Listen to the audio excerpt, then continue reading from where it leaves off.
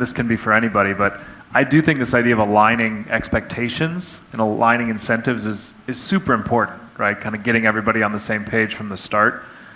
What have been some of your experiences? Maybe what are some best practices for actually doing that with entrepreneurs? I mean, when do you sit down and kind of have these conversations, including the tough ones, right? Like about how you might not be the CEO forever, you know, or that we might push to do this in 5 years. I mean, do you do that after you've given a term sheet, before, you know, along the way? How do you guys manage sort of aligning expectations with your investee companies?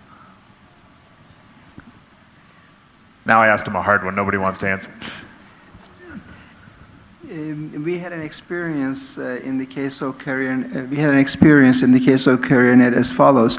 As you may know, we have acquired CareerNet in 2 stages. First, we had 32%, and later at the end of 2005, 2006, beginning of 2006, it was increased to 100%. And the 100% acquisition process was an interesting one. During that period, you know, a year and a half prior to that event, our partners, the founders, they showed very uneasiness about the business. They wanted to get out, and their reasoning for getting out was not really very, you know, rational, very reasonable to me.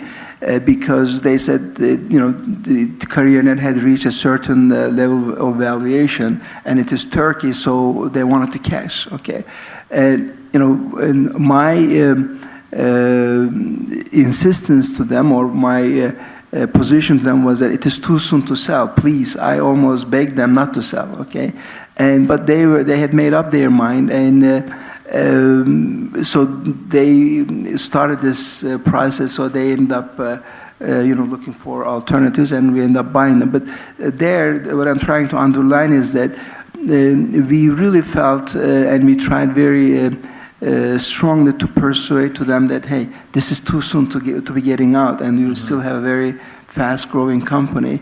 But the awareness of the potential valuation of companies, what it might be, was not as strong 5 years ago as it is today. Okay, I don't think they would have done something like that today. But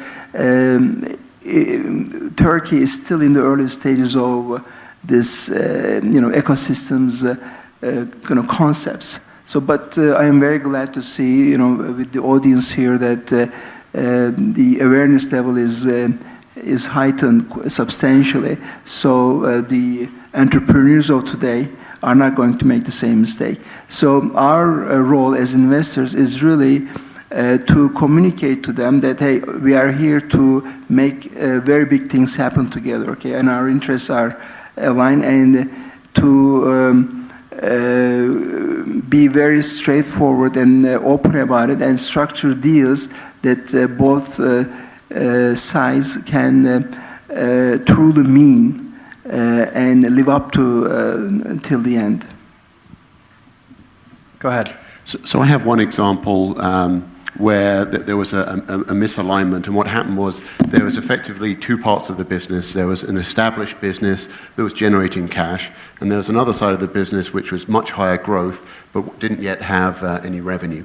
And so there was a disconnect between investors, because you had some of the early investors who had the early preference, who they wanted to keep the existing business around, that they could see the value from that. And then you had the later investors who saw that all of the early investors would get the preference from the value of that established business. Sure. The only way that they could see any real upside was through this higher risk, higher growth. And so you had this kind of, you know, interesting dynamic where you had early investors wanting to really, you know, make sure that that core business, you know, stayed around, and that the new business didn't end up putting the old business at risk.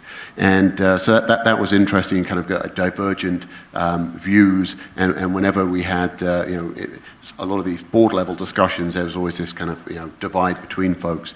So one of the things that, and this is still an ongoing process, but one of the things we're trying to do is to make sure in that case that we could kind of ring fence off the established business to make sure that that was sort of safe, while we invested in the new business and made sure that, you know, the early investors would still get their value from their established business, but yet by sort of ring fencing off this higher growth area, and some of the investors who had most interest in that putting more money into that and end up sort of getting more ownership of that, while still allowing some of the upside to go back to the early investors. So this was kind of an interesting one. You don't that often get this, but because they were almost two separate businesses, we had to sort of put a lot of work into that and try and get everyone aligned. It's still an ongoing process, but I think we're making headway.